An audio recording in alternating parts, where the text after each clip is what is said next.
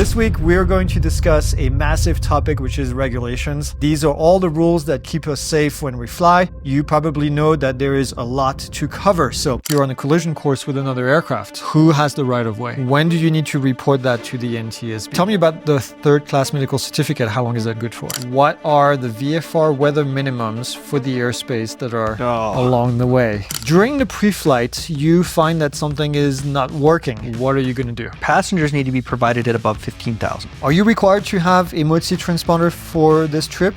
What about ADSB-Out? Same thing, roughly. Flaps? Flaps, yeah. I'll give you a hint. It's 61103. Because you remember that, right? Totally. And that's one of the night definition, right? There is different types of night definition, which gets confusing. So what's the acronym? It's ATOMATOFLAMES, right? Yep. You show up in the check pilot and say, all right, we're going to plan this cross country, do it. 3 Cessna 152. That's one way to remember. Oh boy. I need to work on those. You do need to work on those. Welcome to another episode of FNG, the Flying New Guy, where we discuss the topics that you need to know for your private pilot check ride. And as always, our student pilot, Jason, is with us. Jason works here at Pilot Institute, so we don't really feel all that bad putting him through the hot seat. Sure. We'll find out today. This week, we're going to discuss a massive topic, which is regulations. These are all the rules that keep us safe when we fly. And if you're working through your ground school right now, you probably know that there is a lot to cover. So follow along with us. You can take your FARM if you want to. Make sure you have it handy and then see if you can answer those questions as we go. So Jason, are you ready? As I'm going to be. And to get started, we're going to start with different segments. Let's call it how to become a private pilot, right? Maybe walk me through like the eligibility requirements in order to become a private pilot. I'll give you a hint. It's 61103. Because you remember that, right? Totally. You need to be 17. 17. Right? That's one of them. Speak, read, write English language. Yes. You need to pass a written exam. Yep. You need to pass a oral and the practical test is what practical it's called. test. Yeah. A checkride, right? Yeah, the checkride. Yep. Got to pass the checkride. Yep. I Okay. feel like there's more, but There is more. There's a couple more. medical? Medical certificate. Yes, you'll need that eventually. Okay. And then what else? What other certificate do you need? In order Student pilot. Student pilot certificate. Okay. Yeah. Or technically you could also have a sport pilot certificate or recreational pilot certificate, Okay. that counts as the certificate for the minimum requirements. Any flight time requirements? I don't need the details. I'm sure there are, I think it's 40 hours.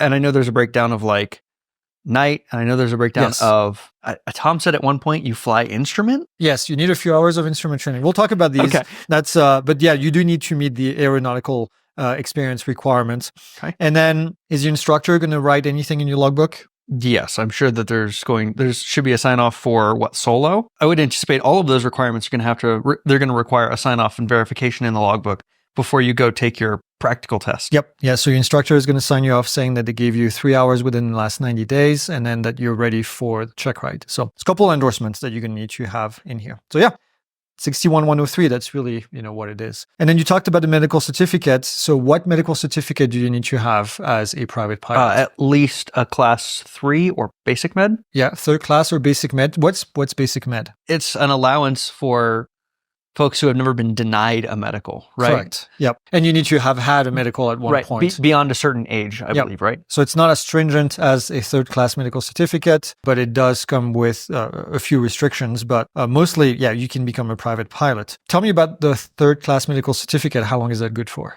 5 years. 5 years. Okay. 5 years. For everyone? I think it's 60 calendar months. It is for me because I'm younger than 40. Correct. Older than 40, it's good for 24 calendar months. What if you're 40? Which one is it? Well, the day you're 40, if you get your medical done the day you're 40, then it's 24. 40 or over is 24. Yes. Yep. 24 calendar months. So if you're about to turn 40, you should do it before you're 40. Which is the opposite of what I did. So don't do what I did. You mentioned the aeronautical requirement, the aeronautical experience. We mentioned that. Mm-hmm. How do you know if you've met all the requirements to become a pilot, a private pilot? Your CFI should. Yes, right? I mean, kind of. Your CFI should be there the whole time helping you through it. If you needed to do it by yourself, what would you do? If you want to verify that your CFI did it the right way, where would you go? Part 61. Part 61, yes. Yeah. So it's 61,109 technically. 61,109. So you mentioned earlier how many total hours? 40? 40 hours. Yep. Do you know how much time needs to be dual fly instruction? 20? Yep, half of Okay, that. So half of 20. it. And then solo time, a minimum of 10 hours? 10 hours, yep. And then of those, it becomes even more precise. Of the 10. Yes, of the Okay. 10 hours of solo, Okay. there's a cross-country requirement, which is 5 hours. Okay. You don't need to memorize all that. I don't even have it memorized myself. I mean, I know 40, 20, and 10. Those are pretty standard. And then you need one long cross-country that's going to be over 150 nautical miles with 3 stops, and then one leg over 50 nautical miles. And then you need to have 3 takeoffs and landings at a controlled airport. So that's the 10 hours of solo. And then you need some cross-country time. Okay. 3 hours. Okay. Night instruction as well. So you talked about instrument, but there's 3 hours of night instruction and then 3 hours of instrument instruction as well. I mentioned the endorsement, so you need to have that available as well. That's a recency of experience, they call it, to make sure that you're good to go. So let's talk about something else here. What documents should you have in your flight bag when you go to the Checkride? When you go to the Checkride. When you go to the Checkride. So you should always have your certificate, a photo ID, and your medical, right? Yep, that's the base. Okay. And then for your Checkride, you're going to need also your written exam. Written exam, yep. Your logbook. Along with what in the logbook? Your endorsement. Yep. That's it. Is there any? Okay. No, that's really it. Those are the basics. Obviously, your check pilot is going to give you a cross-country to plan, so you need to break the cross-country planning. But those are as far as the FAA official stuff that you need to have. And is that something you know about going in, or do you show up in the check pilot and say, all right, we're going to plan this cross-country, do it? No, they'll tell you ahead of time. So they'll tell you the day before, well, at least the day before, sometimes more. They'll give you a scenario. They're going to say, tomorrow we're going to fly there, and then we'll have a passenger that waits such and such. We're going to go to this place, and then plan the cross-country. So they'll give you some numbers.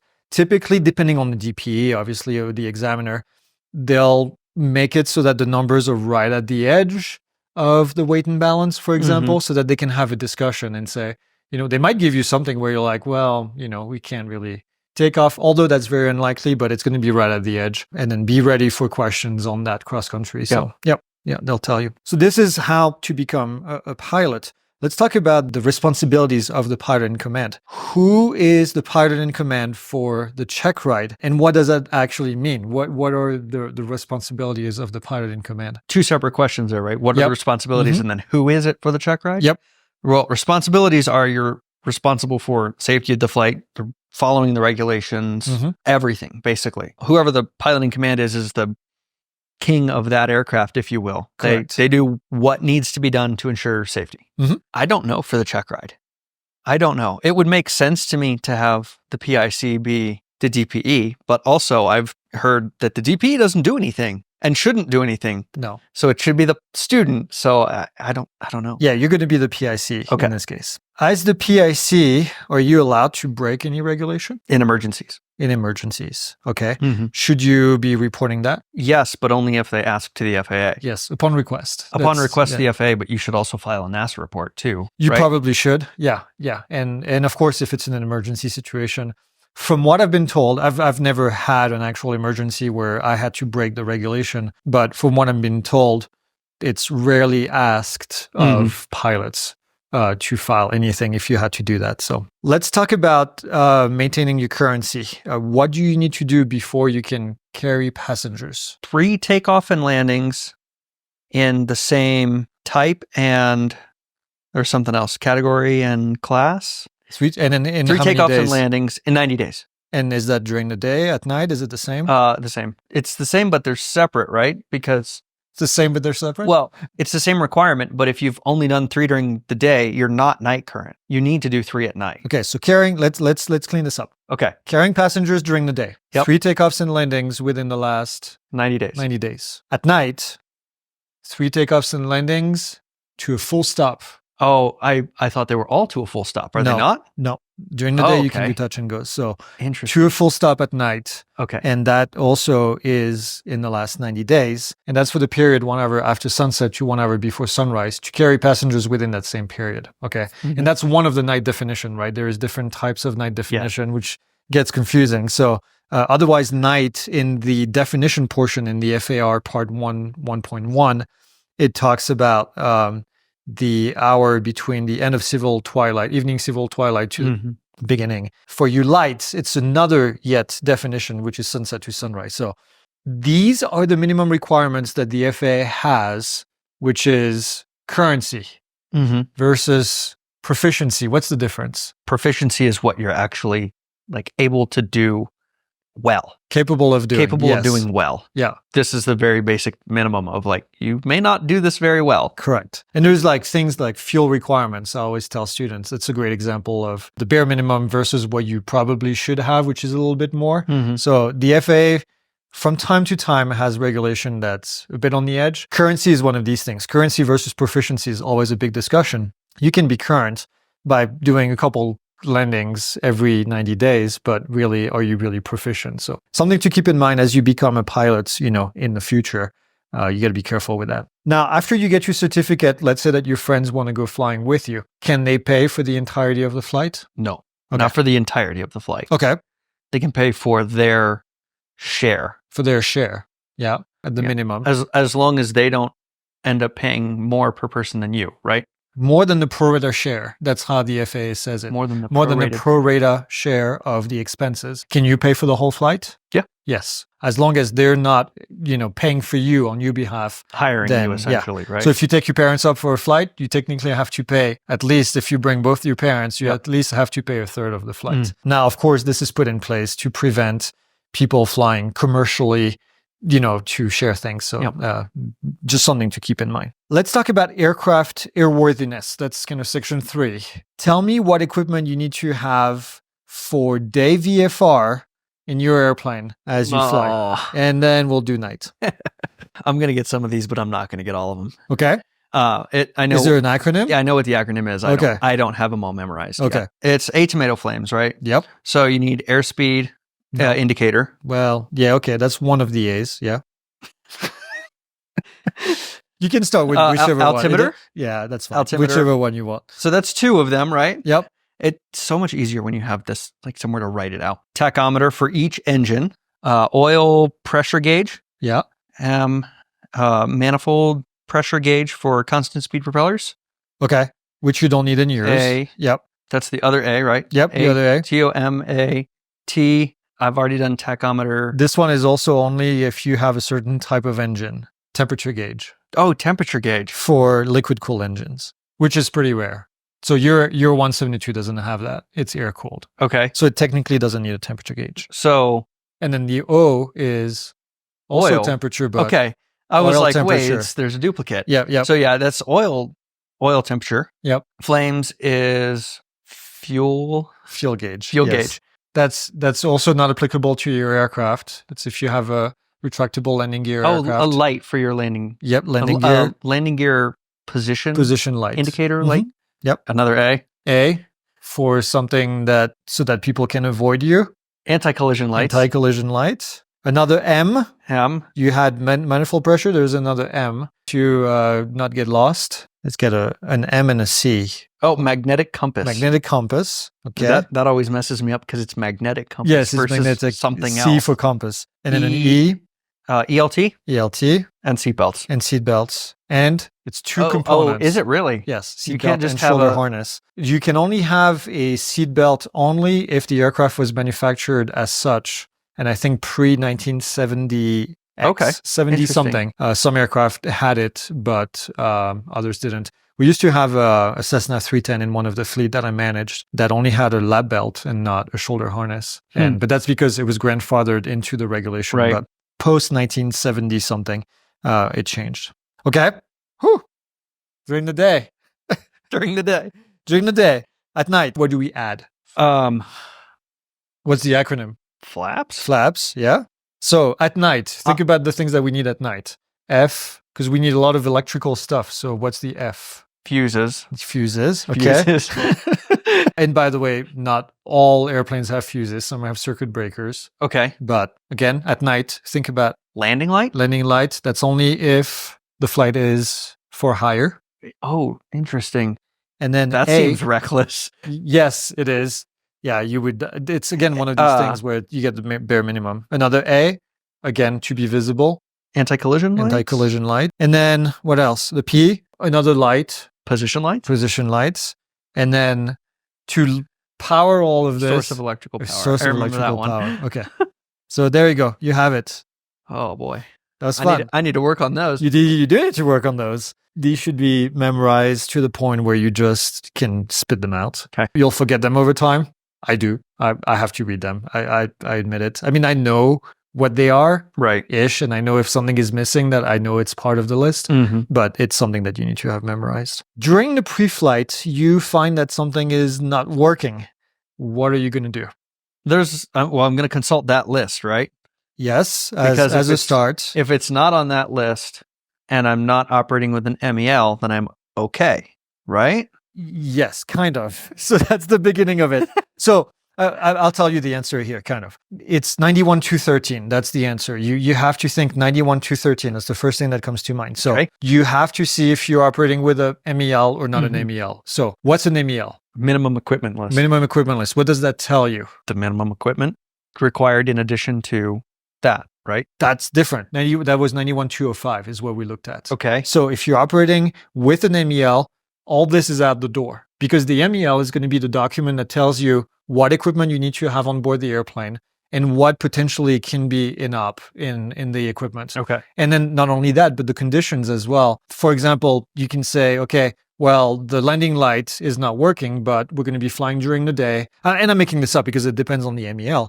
But there's going to be a value, a level at which the object can be in up. And then based on that level, then you know if you need to work on it immediately or if you can't fly at all. It's going to say, hey, you have 2 of these things on board the airplane and one of them can be in up. But if both of them are in up, the flight just gets canceled. So it's kind of a full comprehensive list of all the things that you can fly with and without, in a sense. An MEL is? That's an MEL. Right. Minimum equipment list. Very few people in general aviation are going to be operating with an MEL. That's more of a commercial operation kind of thing. Because think about it, like you have an operation where you have a bunch of pilots and you have a bunch of aircraft and you have an MEL, and it makes it very simple. Because when something is off, you look at the list and you see if it's something that you can fly with or without. So great for larger operations that operate with a lot of hours every day. If you don't have an MEL, then you have to go through these lists that we talked about. So 91.205, ATOMATOFLAMES, putting all these things. But the first thing you would look at is the type certificate of the aircraft. Okay. What's the type certificate? Type certificate is the FAA's approval that the aircraft can be built and produced in that manner, that configuration. Yep. So that's going to have its own requirements in there. And then we have a KEL kind of equipment list available typically in the POH of the aircraft. So there's a list there that's going to tell you, it's like a mini MEL if you want to think about it this way, but it's going to give you information about some of the items. So you can find that in the POH. And then you have 91.205, which is the one you just recited with poorly recited with all the equipment in there. And then as the last item, we have an airworthiness directive, ADs. So what are ADs? ADs are something the FAA publishes if there's something wrong with the aircraft or potentially wrong with the aircraft that would need to be addressed by a permanent fix or additional inspections or something like that. Like a recall. So recall for an airplane. So that's kind of the order in which you think about it. So always think about it 2 ways, with an MEL, without an MEL. Once you get to the without an MEL, which is more than likely how you're going to be operating, there's 4 different things that you need to check. 91.205 is only a small portion of it, kind of minimum equipment list or kind of equipment list, depending on how it's labeled. And then airworthiness directives, and then the type certificate. So in whatever order. So ATOMATOFLAMES, and then the POH. And then the type certificate. And then ADs. And then the ADs. Which would be in the logbook, the airplane logbook. So let's say you find something that you cannot take off without. Then you don't take off. Then you don't take off. Then you don't fly. Then you can get it fixed, obviously, before you go and do that. If you find something that is, the flight can be conducted, but it's inoperative, then what do? Placard it in op and notate it in logbook. Or don't fly. No, there's another option.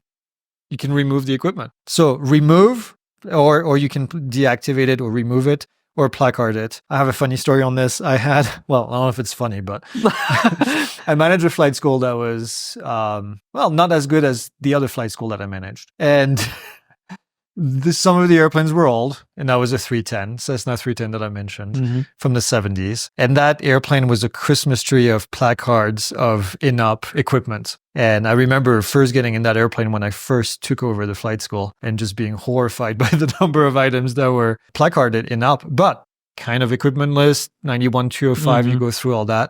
And it was technically legal to fly. But I remember we had a check ride that needed to be conducted in there with the FAA.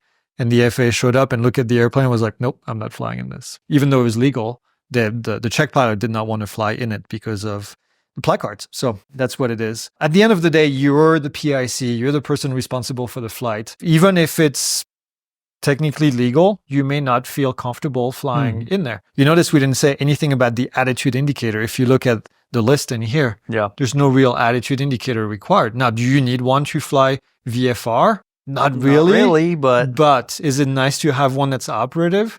Yeah, absolutely. So those are things that, again, there's the bare minimum from the FAA, and then there is everything else. And then there's common sense. And then there's common sense. Yep. What kind of inspections need to be done in order for the airplane to be current? That's going to be almost guaranteed a question that you get on your check ride. There's an acronym. Do you know what the acronym is? No. Okay. I do not. So it's AV8 with 2 A's at the bottom. Is that in the course? It's not an acronym that I use, so probably not. But it's something that you can... Say, I haven't seen that one, but... Yeah, I just remember them, but yes, that if you want to use one. So AA, so there's a lot of them then, huh? Yes, AA. So let's use, you said the first one. An annual. An annual inspection, which needs to be done when? Once a year. That's right. Annually. Every 12 calendar months. So 12 calendar months. We got to be precise, right? This is aviation. So 12 calendar months. So 12 calendar months. Yep. What's the other A? Talked about them already. The recall in the airplane. Oh, okay. ADs. ADs, if you're Airworthiness Directive. And then V. And this one is specific to IFR only. VOR check? VOR check. Okay. How often do they need to be done for IFR? Oh, I have no idea. Every 30 days. 30 days? Yeah, every 30 days. And is that something, I know we're kind of sidebarring here. Is that something that we do as pilots, or is that something that... You can. There's a little book for the VOR itself in the airplane that you can fill out. And then when you do the VOR check, you said when you did it, you sign off and what the discrepancy was between the ratings. The easiest thing to do is a dual VOR check. You check both of the VORs. You record the difference in the degrees when the bar is centered, and then you record it. And you do that stationary at a known point? You can do it. The dual VOR can be done anywhere on the ground or in flight. Okay. It's just that the number of degrees of variance differ if you're on the ground or in flight. Okay. So VOR check. The I in AV8 is actually a 100 hours? 100-hour inspection. When is that required? I was going to say, but we don't do that, do we? We don't do that to our airplane, correct. So is that for flight schools then? It's or is when the airplane is used for hire. For hire. So we don't do those because ours is not. And then A. Another one. Yeah, another one. That's the first one you mentioned earlier in the tomato flames. An airspeed check? Oh, the other one. The other A. Altimeter? Yes.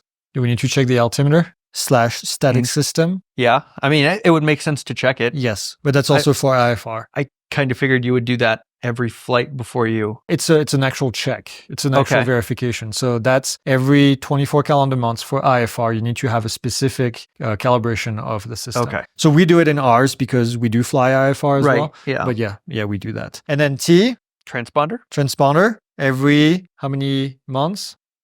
24 calendar months. Okay. So pretty common then, 24 calendar months, except your... Well, and then the last one, which is the E. Probably ELT. ELT, which is not 24, but... Yeah, it's 12 months or unless half of the useful life of the battery has elapsed. Annual every 12. Annual. Airworthiness directives, as whenever they pop up. Yep, ADs. VOR every check. 30 days. And that's only for IFR. Okay. And then the I is... 100-hour inspection if the aircraft is used for hire, and then the A for the altimeter / static system. That's also for IFR. That needs to be done every 2 years, 24 calendar months. Transponder every 24 calendar months, and then the ELT every 12. The battery is separate. Okay. The inspection is one thing. The battery is its own little thing, which is 1 hour of cumulative use or half the useful life of the battery. Cool. Sounds good? Yep. So for your check ride, your examiner is going to have you go through a plan across country, and then they'll walk you through it step by step, right?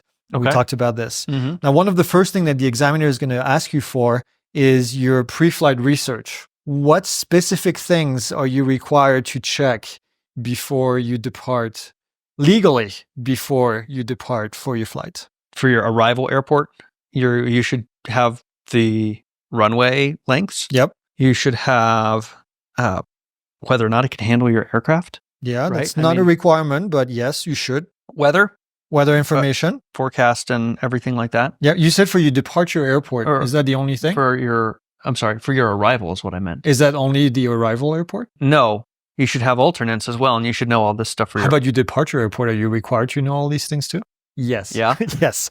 Yeah, for any airport. For any you need to airport know the runway that you length. should be going to. Yep. Yep. Well, and you're taking off, so you need to Right, know yeah. the runway lengths there too. So weather, you said weather. Weather. You talked about the runway lengths. Yep, Mhm. I agree with that. You talked about alternates. So Mhm. if you should have information about alternates where you go. Mhm. Okay. What else? Required fuel. Fuel requirements. Yep. How about the performance of the aircraft? Is there any specific performance that you should know about? Well, your takeoff and landing distances and Yes. Yeah. Those for sure. Absolutely.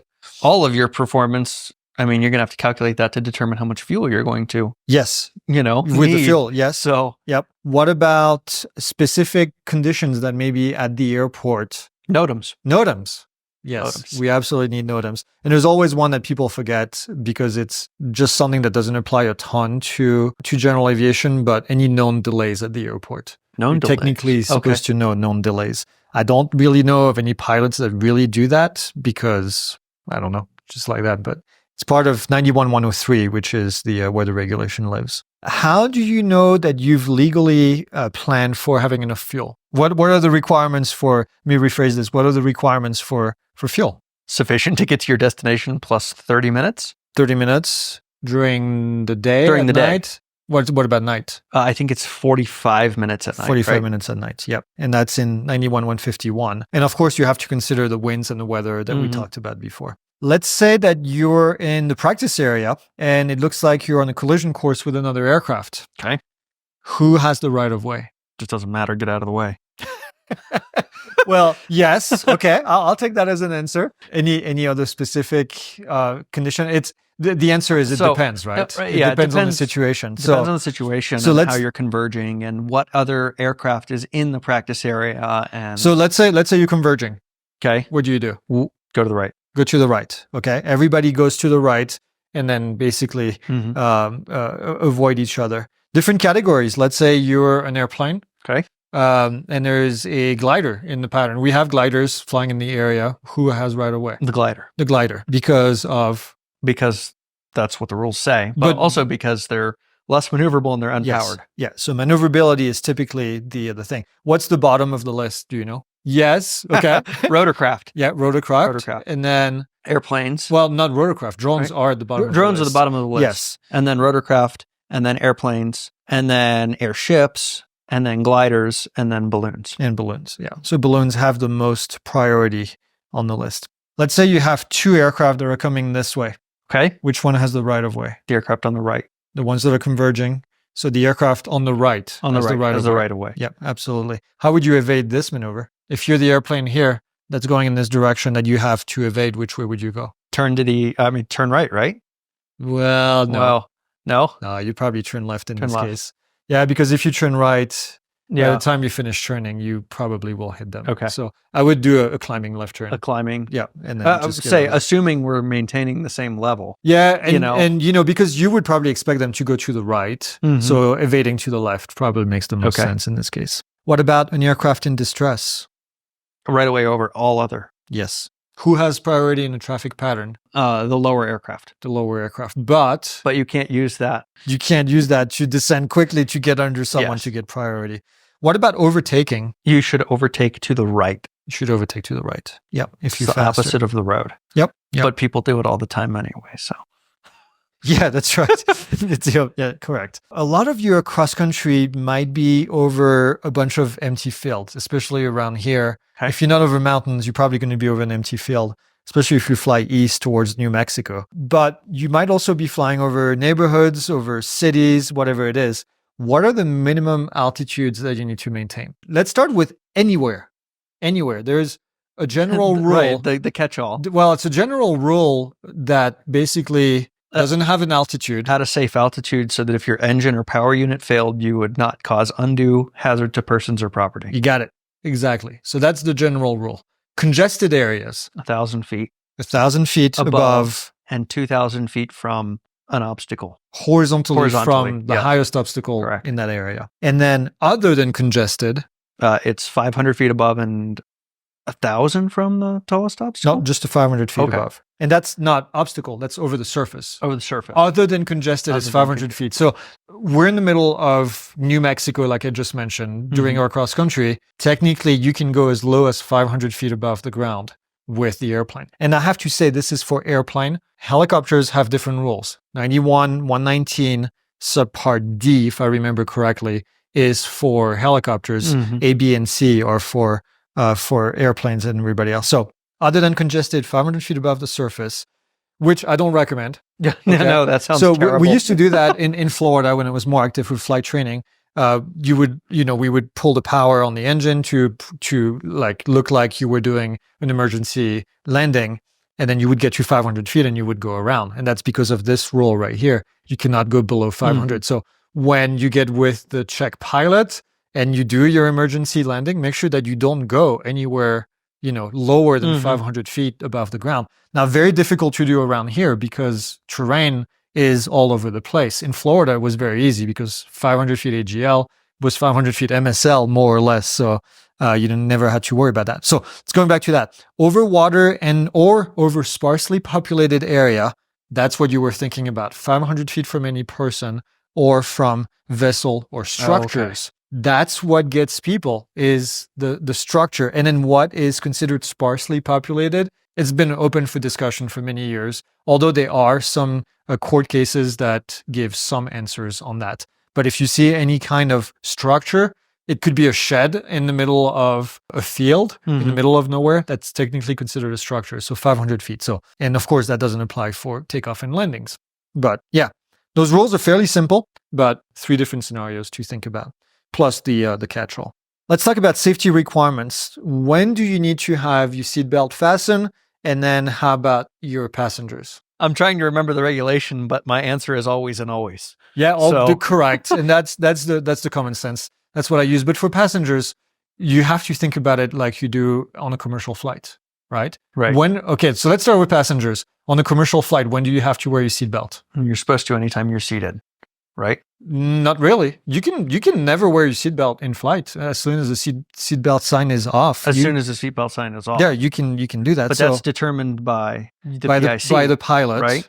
But that's based on this, which is 91-105 and 91-107. The belt and the shoulder harness are required during movement of the aircraft. So movement of the aircraft on the ground and then takeoff and then landing. So that's why they tell you when you land, you can't remove the seatbelt until you're done. Now, we don't have shoulder harness, which is okay for passengers. So that's the rule right here. And then there's another rule with this, which is that you have to brief your passengers on the use of the seatbelts. And technically, you have to do that before each flight, even in general aviation. So that's going to be part of your checklist, pre-flight brief complete with your passengers, letting them know. And that's why we have flight attendants that are showing you how to fasten your seatbelt. It's to meet those requirements. Although they are in 121 for them, part 121, ours are in part 91. And then every person must have their own seat and belt. And there's an exception for that. 2-year-olds, 2 years under 2 can be held by one of the person. Now for crew, okay, so for you as the pilot, when do you have to wear your seatbelt and your shoulder harness? Taxi, takeoff, landing, taxi? Taxi, takeoff, and landing. Yeah, we only use one taxi in this case. And that's the shoulder harness. That's the shoulder harness. Yes. And then the belt. The belt, you can just wear the belt during cruise. Yeah, the belt is at all times. Well, yeah. Yes. Yeah. Yeah. So the way you look at it is the belt at all time, the shoulder harness only during taxi, takeoff, and landings. So you're in flight. Let's say that your engine fails and you have to perform an emergency landing. When do you need to report that to the NTSB? When there's substantial damage. Substantial damage, that's one. Or serious injury or death. Serious injury and death, that's right. What's a serious injury? Burns more than 5% of the body, any broken bones that aren't extremities or teeth, overnight hospital stay. 48 hours. 48 hours. Within how many days? 7 days. 7 days. I was going to say any traumatic, Severe bleeding. yeah, severe bleeding, injuries involving internal organs, Yep.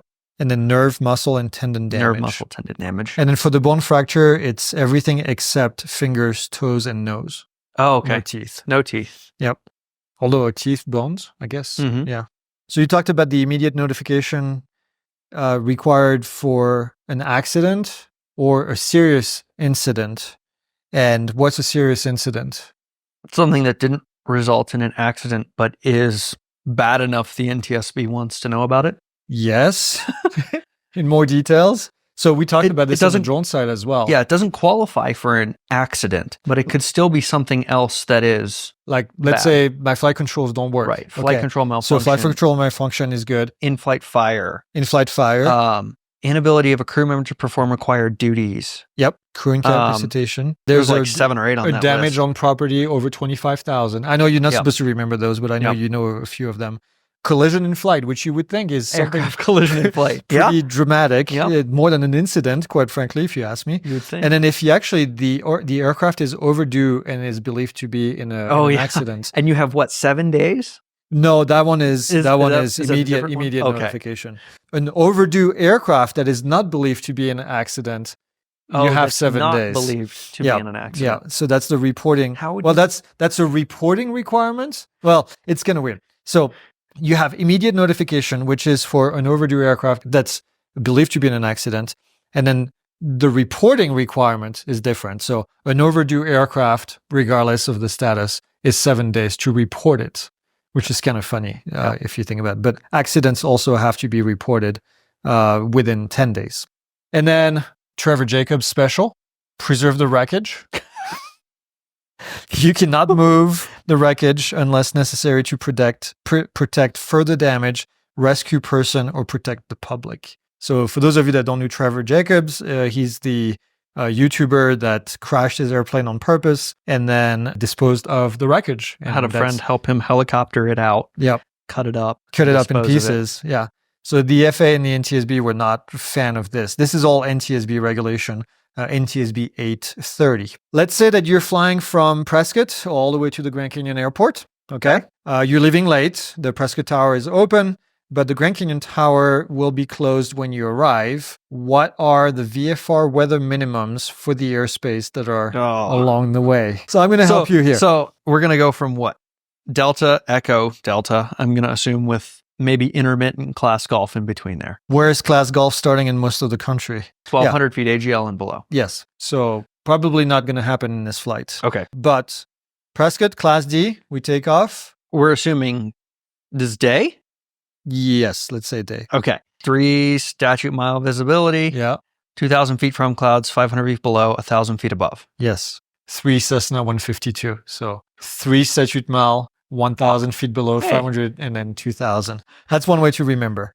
That's a good way to remember because I'm just like, There's 3 152 and then 1 152. So, but that's the most common one. Okay. Which is also the same for Class C, Class D, and then Class Echo in most of Class Echo, right? There's 2 different ways for Class Echo, below 10,000 and above 10,000. So we take off, we are on the way, we get out of Class Delta, and then you end up being in Class what? Echo. Below 10,000 feet. Below 10,000 feet. So again, same. 3 152. Yep. So pretty simple here. And then as you get closer to the airport, the Grand Canyon is not open. It's technically a Class D, but at night it reverts to Class Golf. Okay. Class Golf at night, and you're going to be below 1,200 feet, which is one of the categories. Below 1,200 feet AGL and below 10,000 feet MSL at night. At night. And I'll make it easy for is you. It's the same. It's one of those. It's the same. It's the same. During the day, it would be one of these that's very weird, right? Because you're in Class Golf, and let's say you're in Class Golf and you're below 1,200 feet AGL, then what's the visibility requirements? Is it 1 statute mile? 1 statute mile. 1,000 feet from clouds. So if you're below 1,200 feet AGL, period, it's clear of clouds. Just clear of clouds. And that one is very dangerous. And this is something that we just re-recorded in the course, because if the airport in itself doesn't have a class Echo starting at 700 surrounding it. Mm-hmm. It means that the traffic pattern is in class Golf.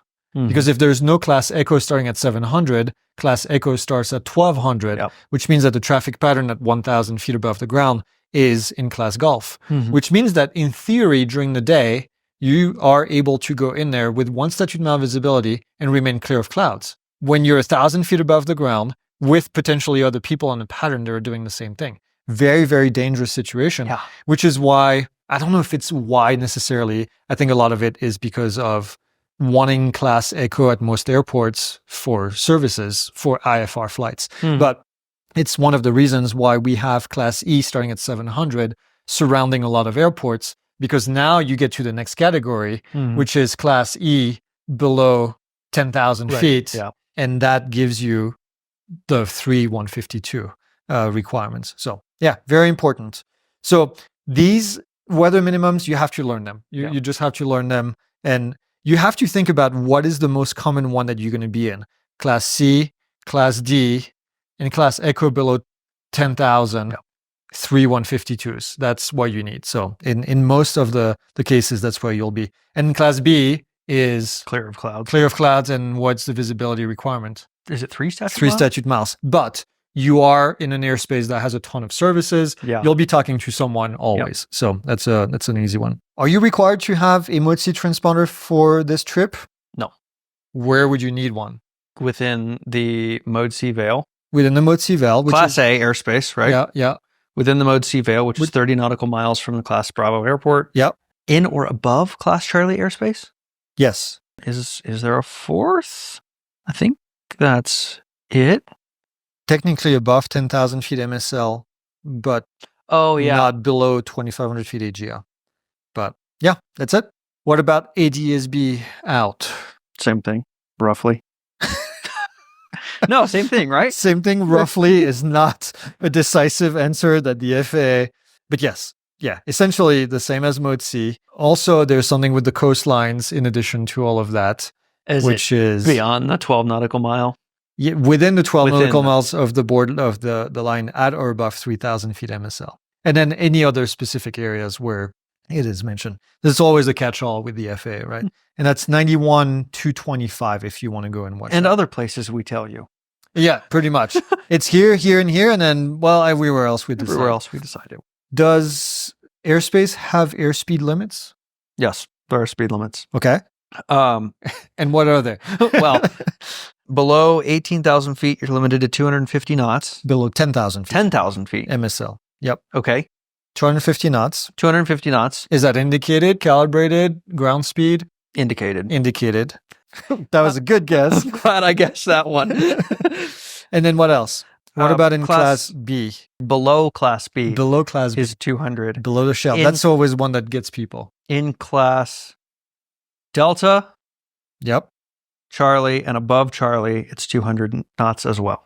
Close. Close. 200 knots at or below 2,500 feet AGL in class C or D. So Okay. think about class D. Class D D goes typically up to is 2,500 2,500 AGL. feet. Yeah. So think about it that way to remember. But Class like- C is 4,000. So. But that doesn't matter. It's still the same 2,500 feet AGL. That's within 4 nautical miles of that airport. 4 nautical miles, 2,500 feet. So Okay. essentially the volume of a typical class Class D is 200 knots. Okay. But it's the same volume and the same rules for class C as well. So as long as you can remember the class Okay. D, then you'll Okay. remember the other ones. So then on that other area within Class Charlie, you could go faster in between, Yes. Yeah. provided you're below the 10,000, Correct. you could be in between 250 200 and and 2. 200. Yes, absolutely. And then above 10,000 feet, technically Mach 1. Mach 1. But that's never been an issue in the 172. So you spend a few days, let's say, hiking in the Grand Canyon before you come back to Prescott, and then you tune into the ATIS to listen to the weather, which is reporting an IFR ceiling of 800 feet. Okay. As you get closer, you see that it's right over the airport and that it wouldn't really affect the approach coming into the airport. Is there any way that you can make it home? Well, what airspace is this? Prescott, Class Delta. I'm going to guess with the way you're asking the question there is, but I think that the correct answer would be no. Just go elsewhere. So why can't you come back? Is the airport reporting VFR conditions? Yes, I guess. Is it? To a 100 feet overcast. Oh, no. Overcast, no. Yeah. So an IFR ceiling, there's a ceiling of 800 feet. Okay. It doesn't have to be overcast. It's a ceiling, which can be broken or overcast, right? Right. So technically it is IFR. In theory, you would say, well, no, I can't because it's the airport's IFR. I can go there, right? Right. But there's this little thing that's called special VFR. Okay. So special VFR is what? It's 91.157, and I'll read you what it says. It allows flights into controlled airspace that is designated to the surface for an airport when below VFR minimums. So in order to qualify for special VFR, this is very rare, but this is a good situation where you could potentially use it, where you can see the airport clearly, but it's just a very low ceiling, right? You must have 1 statute mile visibility, and you must remain clear of the clouds. So in theory, if you get a direct straight into the airport, just don't go around. You can do it. And if you go around now, obviously you're stuck with 800 feet, which is still okay. I probably wouldn't do it, just like you said. But in theory, by rule, you could do it. So, and that's during the day. You would have to be a private pilot. You cannot be a student pilot. If you did it at night, you also need to have an instrument rating and you need to have an IFR rated aircraft. But you would request it with the tower. You would say special VFR request, and then they could clear you to go and do it. It's something that you have to be careful about. We used to do it in Florida from time to time to get out of the airport, knowing that there was a thin fog over the airport, but that once we get out, then the conditions were much better. But it was also not a thick fog. Obviously, you need 1 statute mile visibility in order to do it. And we stayed clear of the clouds. So it was a really low layer on top of the airport. Yeah, that's special VFR. Some airports don't allow it. So a lot of Class B airports, larger Class B airports don't allow it. And it's going to be on the chart. It says no SVFR, special VFR. So yeah, the special VFR.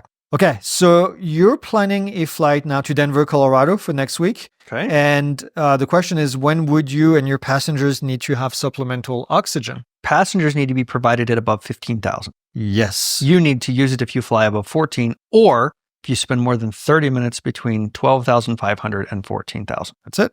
So 30 minutes, and that's cumulative. Yes.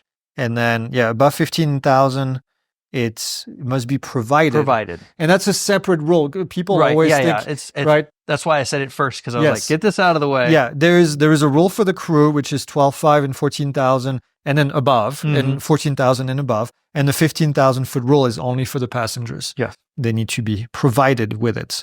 All right, and that's the end of it for today. If you have any questions about the regulation, leave them in the comments. And of course, if you want more information, you can purchase one of our courses. The private pilot is what Jason has been studying or not studying, and is where we have obviously a lot more information about all of this. And as always, Jason, thanks for being in the hot seat and taking all the questions, and we'll see you in the next one.